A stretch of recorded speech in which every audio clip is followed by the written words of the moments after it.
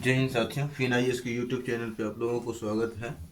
आज हम देख रहे हैं यूपीएससी सीएससी के अंतर्गत प्रीलिम्स सीसेट का वीडियो लेक्चर संख्या 26।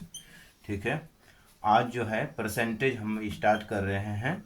नंबर सिस्टम कंप्लीट हो गया है, एससीएफ एलसीएम चैप्टर भी कंप्लीट हो गया है। आज हम परसेंटेज स्टार्ट कर रहे हैं। परसेंटेज का क्लास 1 है आज। और आज का जो हमारा मोटिवेशनल विचार है वो है कि सफलता भाग्य से नहीं प्रयास से मिलती है। इसको आप नोट कर सकते हैं। चलिए स्टार्ट करते हैं बिना कुछ देरी किए।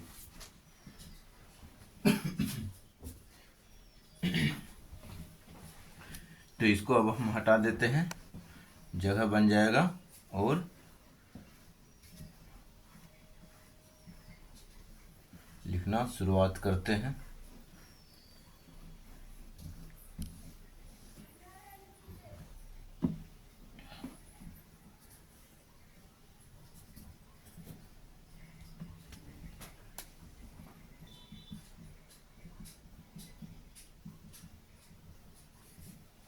लिखेंगे कि पहला पॉइंट तो परसेंटेज प्रतिशत होता क्या है। प्रतिशत अगर हम स्टार्ट कर रहे हैं तो प्रतिशत जो है हमें प्रतिशत के बारे में जानना पड़ेगा। लिख देते हैं प्रतिशत, प्रतिशतता यानी कि परसेंटेज।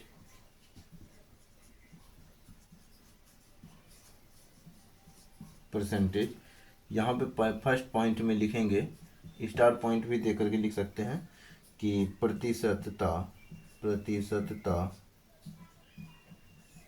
क्या होता है, तो वह भिन्न का यानी कि प्रतिशत वह भिन्न है जिसका हर 100 हो। वह भिन्न या प्रतिशत ही लिख करके लिखेंगे। प्रतिशत वह भिन्न है, ठीक है, जिसका हर क्या हो 100 हो। प्रतिशत वह भिन्न है, वह भिन्न है जिसका हर 100 हो। ठीक है, जिसका हर 100 हो। अब मान के चलिए कि यहाँ पे लिखा हुआ है 12%। तो परसेंट हटाने के लिए हम क्या करते हैं, 100 से भाग देते हैं। ठीक है, तो 12/100 हो गया। तो इस प्रकार से 100 भिन्न के रूप में आ गया। ठीक है ना। और दूसरा क्या लिखेंगे कि दूसरा पॉइंट में आप लिखेंगे कि x प्रतिशत का अर्थ है, जैसे मान लेते हैं x कोई प्रतिशत है, x प्रतिशत का अर्थ है किसी वस्तु के, यानी किसी वस्तु के 100 बराबर भागों में x भाग। ठीक है, 100 बराबर भागों में x भाग। ठीक है, तो ये हो गया। इसे x परसेंट से व्यक्त करते हैं। इसको लिखेंगे, इसे x परसेंट से या प्रतिशत से व्यक्त करते हैं। ठीक है, तो ये लिखेंगे। उसके बाद लिखेंगे तो x percent equal to x बटे क्या हो जाएगा, 100 हो जाएगा। ठीक है, अब उदाहरण के लिए हम एग्जांपल ले लेते हैं। क्या, तो 24% है। 24% को क्या लिखेंगे, तो 24/100 लिख सकते हैं ना। इसको कटा करके कितना लिखेंगे, 6/25। तो ये 4 से 4 6 की 24, 4 से 25 बार में कट जाएगा। दूसरा भी एग्जांपल ले सकते हैं। ठीक है, ये एग्जांपल 1 मान लीजिए, ये एग्जांपल मान लीजिए कितना, तो एग्जांपल मान सकते हैं 0.9%। ठीक है, 0.9% अगर मानेंगे तो ये क्या हो जाएगा, इक्वल टू 0.9। ठीक है, तो 0 पॉइंट यानी कि 9 बटे कितना हो जाएगा, 100% हटाने के लिए, दशमलव हटाने के लिए क्या हो जाएगा, तो दशमलव हटाने के लिए 0 आ जाएगा। ठीक है ना, तो 9 बटे कितना हो जाएगा, 1000 हो जाएगा। तो यही हमारा क्या हो जाएगा, परसेंटेज का एग्जाम्पल हो सकता है। ठीक है, तो इस प्रकार से अब हम अगला पॉइंट लिखेंगे। ये नोट करते जाना है। बेसिक टू एडवांस हम पूरा का पूरा परसेंटेज पढ़ लेंगे। ऐसे ही चैप्टर बाय चैप्टर करके ख़त्म कर लेना है पूरा सीसेट का।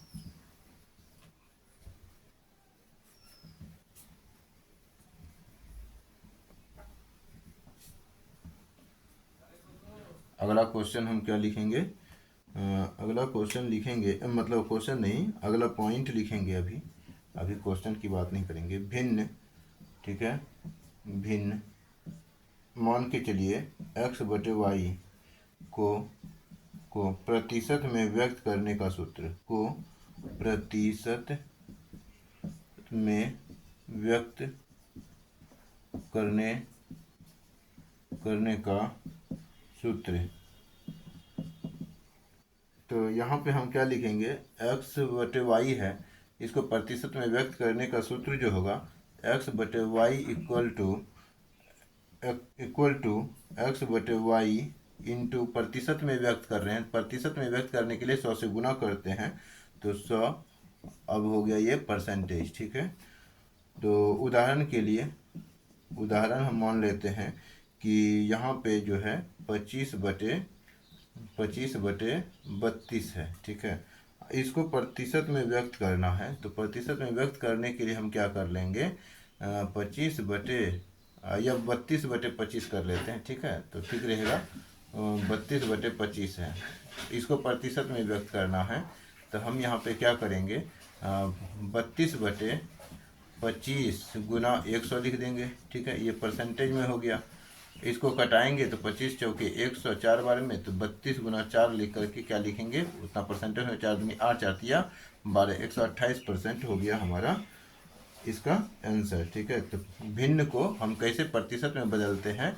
तो प्रतिशत में व्यक्त करने के लिए 100 से गुना करते हैं। ठीक है, आप प्रतिशत में दिया रहता है और उसको प्रतिशत से भिन्न संख्या में बदलने के लिए या संख्या में बदलने के लिए हम 100 से भाग देते हैं। ठीक है, तो ये हो गया। अगला पॉइंट में लिखेंगे, अगला पॉइंट देंगे, ये हो गया प्रतिशत में व्यक्त करने का सूत्र हो गया। प्रतिशत में व्यक्त करने के लिए 100 से क्या करते हैं? तो गुना करते हैं। ठीक है, तो ये पॉइंट कॉन्सेप्ट क्लियर हो गया होगा। अगला कॉन्सेप्ट की ओर चलते हैं। अगला कॉन्सेप्ट है, मान के चलिए कि दो आवश्यक नियम, मतलब कि ए तथा बी का मान यहाँ पे लिखेंगे। यदि ए का मान, यदि ए का मान बी से, यदि ए का मान बी से R% अधिक हो तो, यानी कि ए का जो मान है बी से R% अधिक है, तो हम क्या करते हैं? बी का मान ए से कम है, तो यहाँ पे बी का मान जो है ए से कम है। इस कंडीशन में हम क्या करते हैं? बी का मान ए से कितना कम है? तो यहाँ पे क्वेश्चन पूछा जा सकता है, बी का मान ए से कितना कम है, यानी कितना कम है ऐसे में, तो कितना कम है? तो इसको निकालने के लिए इसका जो सूत्र होगा, क्या होगा? इसका सूत्र होता है आर पर, जितना परसेंट कम है R/100 प्लस क्या लिख देते हैं? आर। ठीक है, 100 प्लस आर लिख देते हैं, गुना में क्या लिख देते हैं? 100। ठीक है, तो यही जो होगा इतना मतलब कि कम होगा। ठीक है, अब यहाँ पे एक क्वेश्चन देख लेते हैं। इसी में माना क्वेश्चन है कि यदि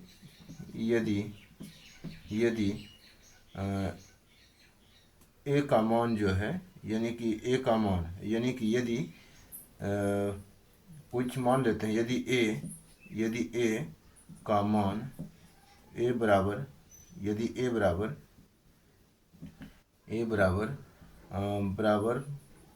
5% ले लेते हैं, ए बराबर कुछ मान लेते हैं 10 है। ठीक है, अब बी बराबर कितना ले लेते हैं? 2 है, 2 है, और बी से R% अधिक है। ठीक है, तो ये तो क्वेश्चन आसान ही बन जाएगा, ये डायरेक्ट दिख रहा है। हालांकि पहले हम कॉन्सेप्ट लिख लेते हैं, उसके बाद क्वेश्चन देखेंगे। क्वेश्चन पहले बन सेट करेंगे, ठीक है, अपने मन से क्वेश्चन सेट करेंगे, देखते हैं क्वेश्चन क्या हो सकता है। या फिर डायरेक्ट आप लिखेंगे कि यदि ए का मान बी से 15% अधिक हो तो ए का मान यानी बी का मान कितना होगा, ठीक है, बी का मान ए से कितना परसेंट कम है।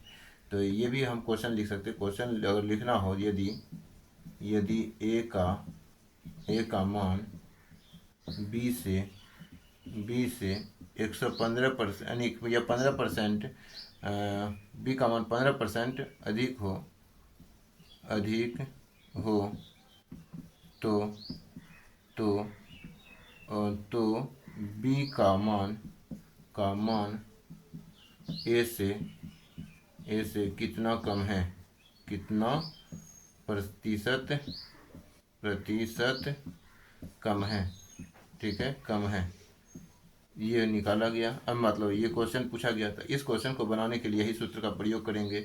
तो यहाँ पे क्या है, बी से कितना परसेंट कम है, तो बी का मान यानी कि बी का कितना परसेंट कम है। तो यहाँ पे ऐसे कंडीशन में हम क्या करते हैं, 15/100 प्लस कितना लिखेंगे, 15 गुना 100 लिख देंगे। हम बराबर कितना लिखेंगे, 15/115 गुना 100। अब यहाँ से कितना से कटेगा, 5 से दूनी 10 या 15, और यहाँ से 5 से 20 बार में कट गया।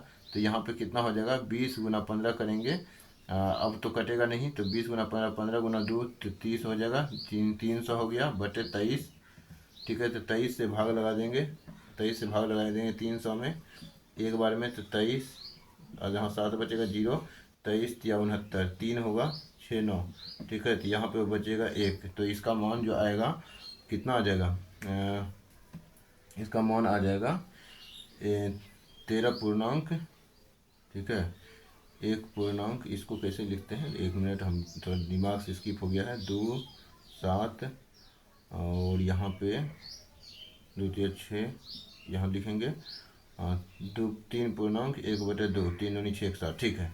तो 2 पूर्णांक, तो 23 पूर्णांक कितना हो जाएगा, 23 पूर्णांक 1 बटे कितना, 23 पूर्णांक 1 बटे 23 पूर्णांक नहीं,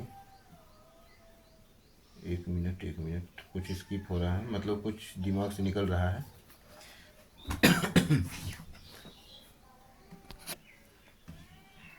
तो यहाँ पे हम क्या लिखेंगे, यहाँ पे लिखेंगे 13 पूर्णांक 1 बटे 23, 13 पूर्णांक 1 बटे 23। जो शेषफल बचता है वो ऊपर लिखते हैं, भागफल को बीच में लिखते हैं यहाँ पे पूर्णांक के रूप में। तो यहाँ पे 23 हो जाएगा, ये दोनों गुना करते हैं, इसको ऐड करते हैं, तो ये हमारा पूर जाएगा, ठीक है, 300 पूर जाएगा, बटे 23 ही रह जाएगा।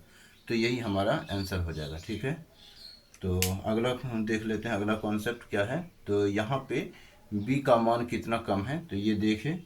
अब हम देखते हैं, यदि a का मान b से 8% कम हो तो b का मान a से कितना अधिक है, तो वो हम देखेंगे कॉन्सेप्ट, ठीक है। तो यहाँ पे कॉन्सेप्ट है, अलग कॉन्सेप्ट है। अब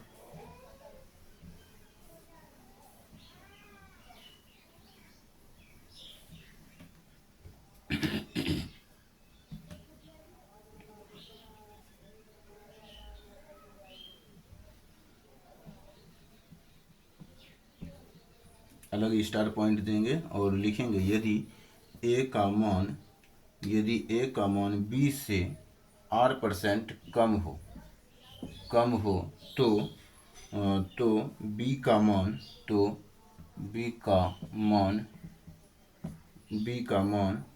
a से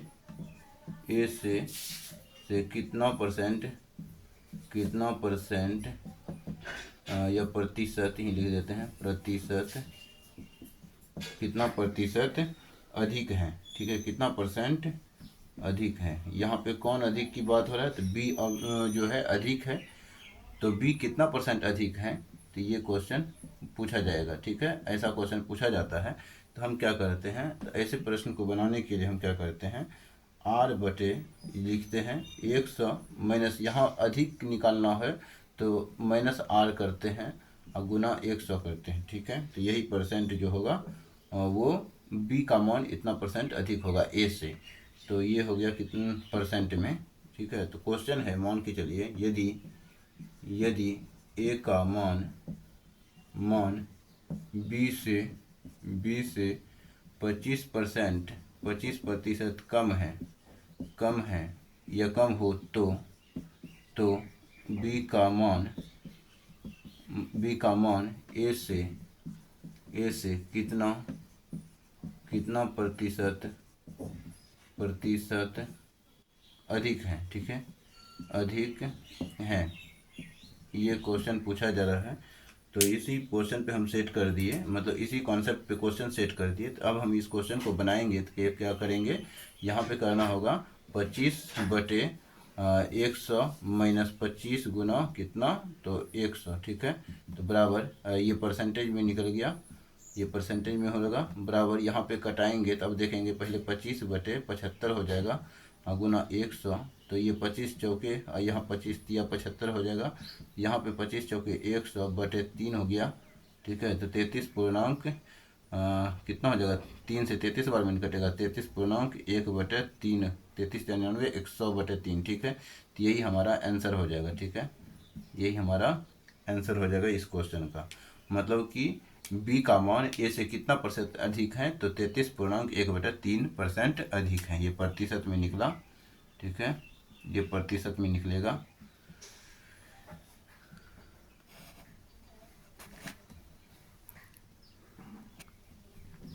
अब हम अगला कॉन्सेप्ट देखेंगे। ये कॉन्सेप्ट हो गया, ठीक है ना।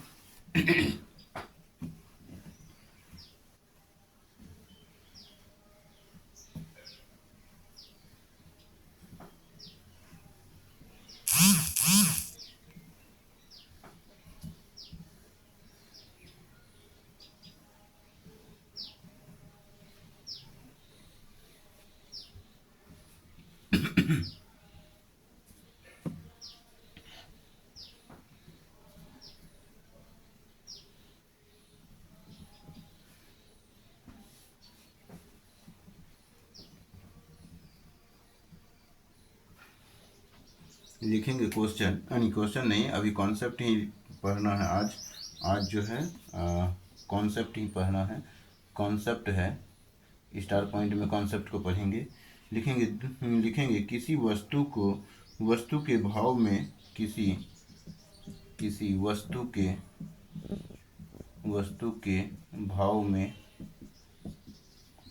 वस्तु के भाव में R% वृद्धि हो जाने पर, किसी वस्तु के भाव में R% वृद्धि हो जाने पर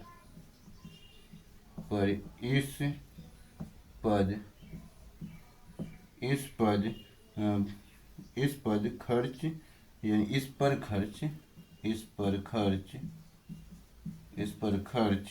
न बढ़े, ठीक है, न बढ़े। इसके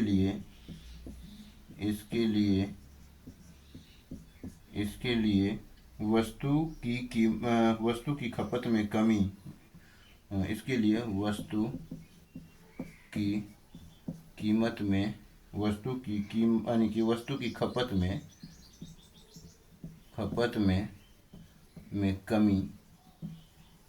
कमी बराबर क्या होगा, ठीक है। जैसे कि यहाँ पे क्वेश्चन पहले समझना है, किसी वस्तु के भाव में R% की वृद्धि हो जाता है, ठीक है, इस पर खर्च ना बढ़े, इसके लिए वस्तु की खपत में कमी निकालना है। तो क्या, जैसे कि मान के चलिए एग्जांपल देते हैं कि आप एक महीने में, एक मिनट,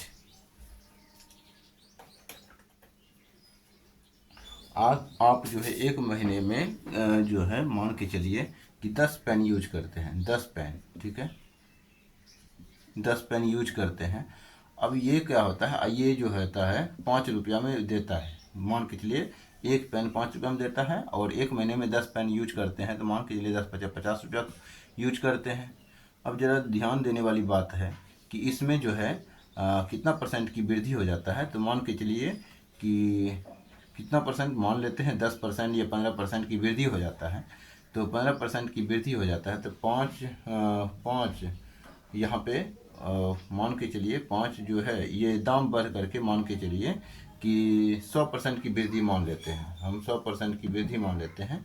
तो 100% की वृद्धि होने पे ये 10 रुपया में बिकने लगा अब डायरेक्ट।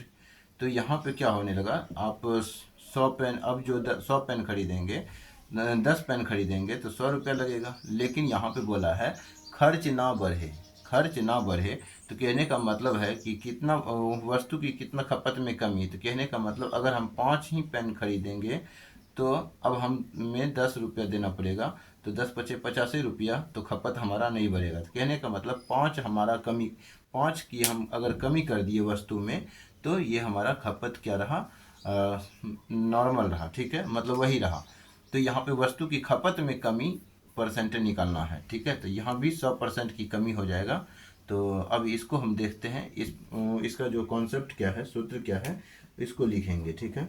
तो यहाँ पे इसका जो सूत्र होता है वस्तु की खपत में कमी बराबर, तो R/100 प्लस R गुना 100, यहाँ भी लिखेंगे वही सूत्र परसेंटेज में, ठीक है। अब यहाँ पे एक प्रश्न बना देते हैं, क्या, मान लीजिए क्वेश्चन है किसी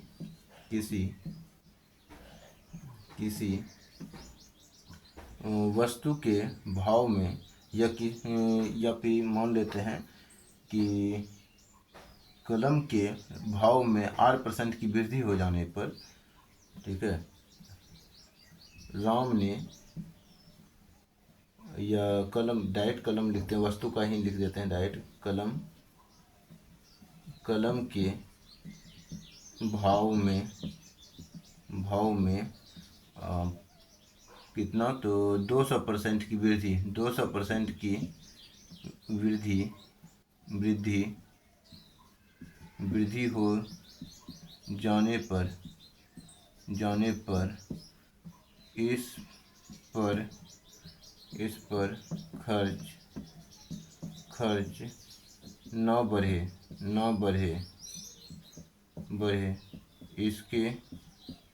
इसके लिए वस्तु की खपत में कमी बराबर। तो इस क्वेश्चन को अगर हम बनाएंगे तो यहाँ पे क्या देख रहे हैं, R 200% से क्या हो रहा है, वृद्धि हो रहा है, ठीक है। तो यहाँ पे बनाएंगे कमी बराबर, तो यहाँ पे लिखेंगे 200/100 प्लस कितना, तो 200 गुना 100, ठीक है, बराबर हो जाएगा 200 कितना, तो 300 गुना 100। तो 200 से कट गया, तो यहाँ 21 200 हुआ ना, ठीक है। तो 200/3 हुआ, ठीक है, ये परसेंटेज में निकला। तो 200/3%। अब हम इसको भाग लगाएंगे तो कितना हो जाएगा, तो 3 × 6 = 18, 3 × 6 = 18, 19 20 2/3, तो 66.2/3, मतलब वस्तु की खपत में कमी कितना करना पड़ेगा, 66.2/3% वस्तु में कमी करना पड़ेगा, ठीक है, वस्तु की खपत में कमी करना पड़ेगा। तो ये परसेंटेज में ऐसे ही निकलता है, ठीक है। अब हम अगला देखते हैं, अगला कॉन्सेप्ट क्या है, कॉन्सेप्ट यही है और इसी में थोड़ा सा मॉडिफाई कर लेंगे। इसको क्या करना है, तो इसको लिखना है, ठीक है, इसमें अभी नहीं लिखना है, अभी हम जब इसमें सुधार कर लेंगे तब लिखना है। तो यहाँ पे अगला जो कॉन्सेप्ट है, मान लीजिए कि किसी वस्तु के भाव में 8% की वृद्धि है ना यहाँ पे, तो यहाँ पे हम कमी कर देते हैं, ठीक है, कमी, ठीक है, कमी 8% कमी हो जाने पर इस पर खर्च ना बढ़े, इसके लिए वस्तु की खपत में यहाँ पे कमी नहीं निकालना है, यहाँ पे वृद्धि निकालना है। वस्तु की खपत में वृद्धि यहाँ पे उल्टा हो गया। तो ऐसे कंडीशन में हम क्या करते हैं, वृद्धि बराबर, तो R/100 माइनस R इंटू 100%, ठीक है, तो परसेंट। तो इस क्वेश्चन को बनाने के लिए पुनः हम वही तरीका अपनाएंगे और उसी सूत्र क्वेश्चन को हम लिखेंगे। मान के चलिए कि किसी वस्तु के भाव में 15% की कमी हो जाने पर इस पर खर्च या इस पर खर्च में खर्च ना बढ़े, इस पर खर्च ना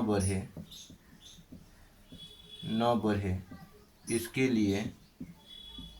लिए वस्तु, ठीक है, इसके लिए वस्तु की खपत में, यहाँ पे थोड़ा सा देखना पड़ेगा, किसी वस्तु के भाव में, ठीक है, भाव में 8% की कमी आ जाने पर इस मद पर खर्च कम ना हो, खर्च कम, इस पर खर्च ना बढ़े, मतलब खर्च कम ना हो, तो खर्च कम ना हो, ठीक है, बढ़े की बात नहीं है, खर्च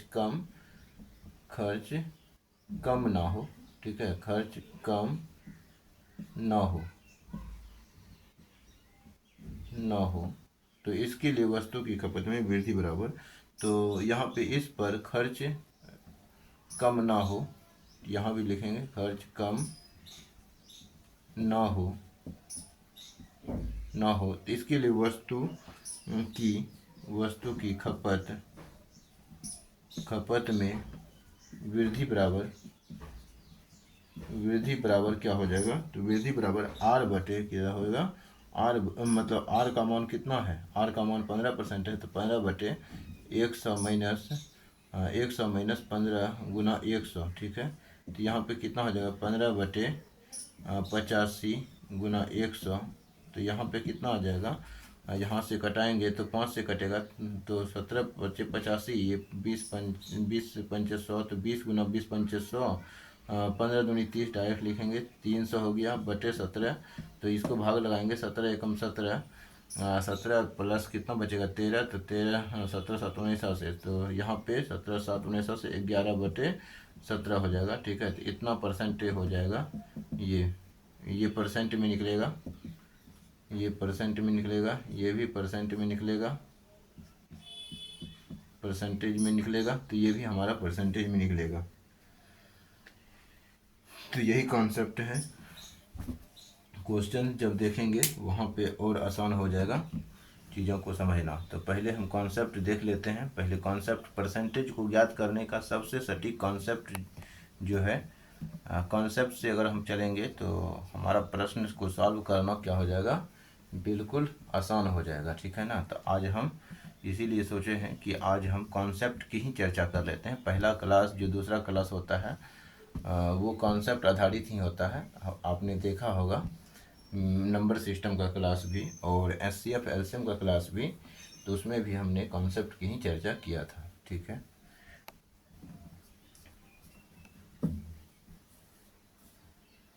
लिखेंगे क्वेश्चन नहीं, मतलब कॉन्सेप्ट की संख्या पर आधारित प्रश्नों के सूत्र, ठीक है, तो संख्या पर आधारित प्रश्नों के सूत्र, संख्या पर आधारित प्रश्नों के सूत्र, ठीक है। तो इसमें जो अब लिखना है, इसमें कि पॉइंट लिखना है, किसी वस्तु के भाव में, किसी वस्तु के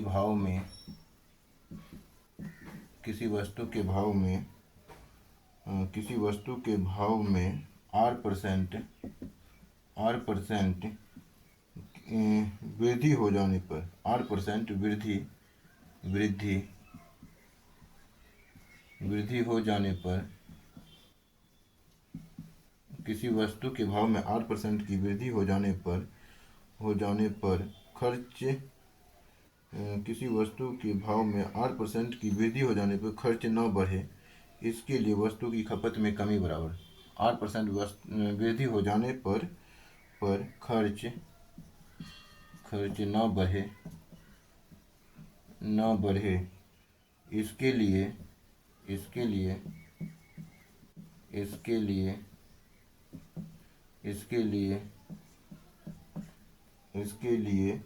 वस्तु की खपत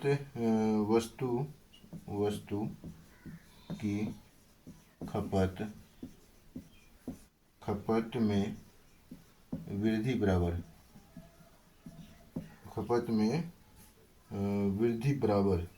वस्तु की खपत में कमी बराबर। ठीक है, तो वस्तु की खपत में कमी बराबर पहले यहाँ पे कमी लिखेंगे। क्या लिखे? तो किसी वस्तु के भाव में 8% की वृद्धि हो जाने पर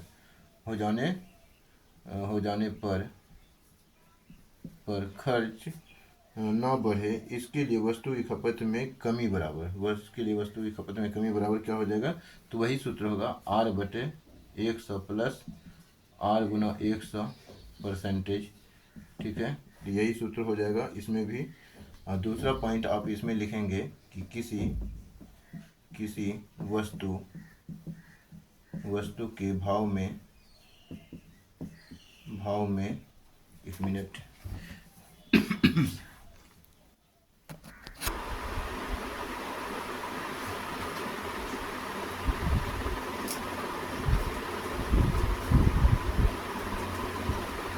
लिखेंगे किसी वस्तु के भाव में 8% कमी आ जाने पर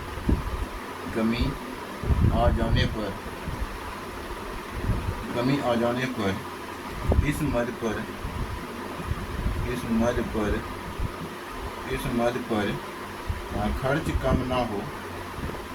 पर खर्च कम ना हो इसके लिए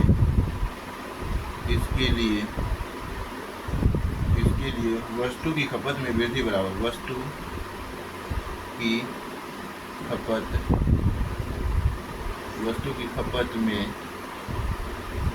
खपत में वृद्धि बराबर क्या हो जाएगा? तो R/100 माइनस R गुना 100। ठीक है, इसका सूत्र ये हो जाएगा। तो इस प्रकार से ये हो गया। तो ये संख्या पर आधारित प्रश्नों के सूत्र भी इसी प्रकार होगा। तो अगला कॉन्सेप्ट की हम चर्चा करते हैं। उसके बाद मतलब आज कॉन्सेप्ट की ही चर्चा कर लेते हैं, उसके बाद जो है प्रश्नों की चर्चा हम अगले क्लास से करेंगे। ठीक है,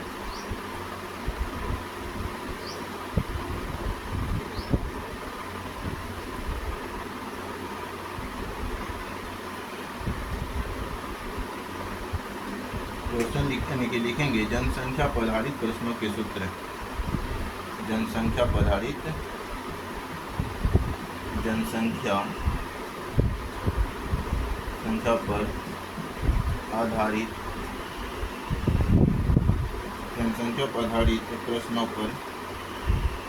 प्रश्नों के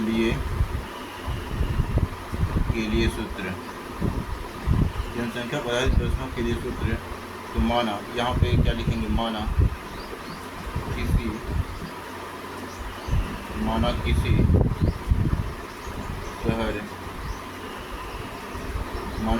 शहर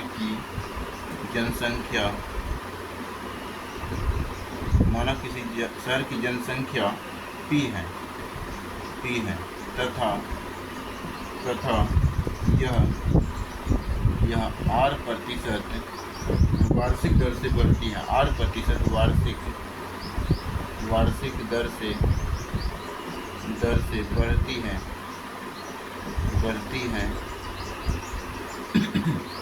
है तब n वर्ष बाद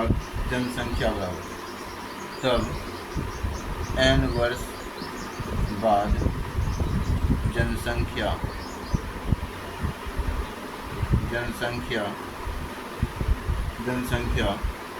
क्या होगा?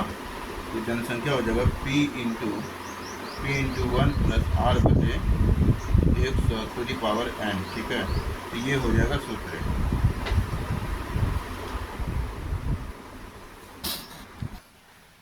यहीं पे इसको 1 नंबर बना लेंगे और इसके बाद यहाँ पे 2 नंबर बनाएंगे कि n वर्ष बाद जनसंख्या में वृद्धि बराबर ये हो गया, और दूसरा होगा n वर्ष पूर्व जनसंख्या बराबर n वर्ष पूर्व जनसंख्या जनसंख्या जनसंख्या बराबर, तो ये सूत्र पूछेगा तो क्या लिखेंगे, P बटे 1 प्लस R बटे 100 टू दी पावर n कर देंगे। ठीक है, तो ये हो जाएगा हमारा आंसर निकल जाएगा। ये n है, ये n है। ठीक है, तो ये हो जाएगा हमारा सूत्र। और तीसरा भी इसमें पॉइंट बनेगा। तीसरा पॉइंट क्या बनेगा, तीसरा सूत्र क्या बनेगा देखते हैं। इसको थोड़ा पहले हटा लेते हैं, इसको हटा लेते हैं। तीसरा पॉइंट लिखेंगे इसमें कि माना किसी शहर की जनसंख्या, तीसरा लिखेंगे माना किसी शहर की जनसंख्या, माना किसी शहर की जनसंख्या P है, P थी तथा इसमें पहले दूसरे, इसमें तथा इसमें पहले कोमा दूसरे तथा दूसरे व तीसरे वर्ष में क्रमशः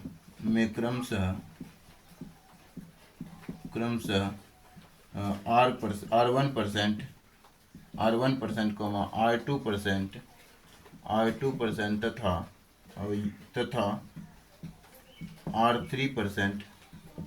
R3% वृद्धि होती है।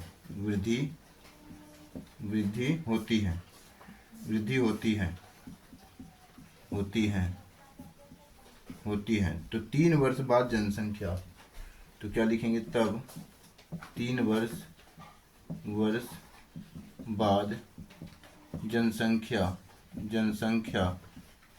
बराबर क्या होगा, तो यहाँ पे लिखेंगे P इंटू 1 प्लस R1 बटे 100 इंटू 1 प्लस R2 बटे 100 इंटू 1 प्लस R3 बटे 100। ठीक है, तो ये हो जाएगा हमारा सूत्र।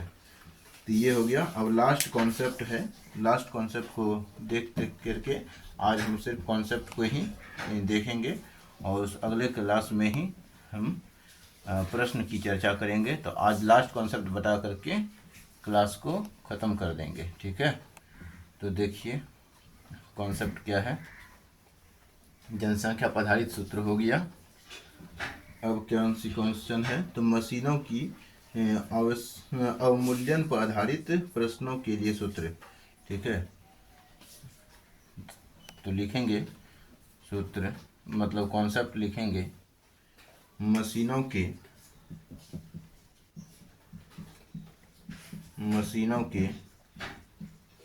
अवमूल्यन,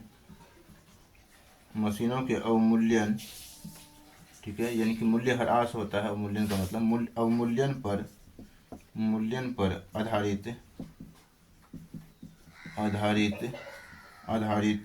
प्रश्नों के लिए सूत्र। ठीक है, ये होगा। इसके लिए क्या होगा, तो यहाँ पे पहले कॉन्सेप्ट है कि माना किसी मशीन का वर्तमान मूल्य, माना किसी मशीन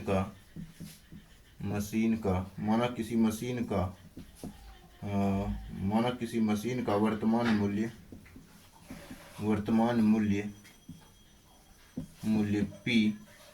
P है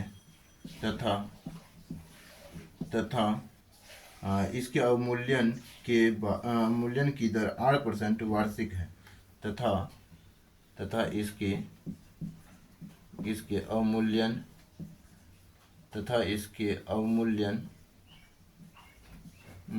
की दर 8% वार्षिक है। वार्षिक हैं तब 1 नंबर लिखेंगे कि n वर्ष बाद मशीन का मूल्य बराबर क्या हो जाएगा, तो P इंटू 1 माइनस R बटे 100⁻n। और दूसरा लिखेंगे इसमें कि n वर्ष पूर्व मशीन का मूल्य बराबर क्या होगा, तो मूल्य बराबर हो जाएगा P बटे 1 माइनस R बटे 100, और यहाँ पर पावर लिखेंगे n। ठीक है, तो ये हो जाएगा P मतलब प्राइस होता है यहाँ पे, और वहाँ पे जनसंख्या में P का मतलब होता है पॉपुलेशन। ठीक है, तो ये हो गया हमारा कॉन्सेप्ट। आज का कॉन्सेप्ट यहीं पे समाप्त होता है, परसेंटेज पर आधारित। अब हम कॉन्सेप्ट से आधारित प्रश्न अगले लेक्चर में देखेंगे। धन्यवाद।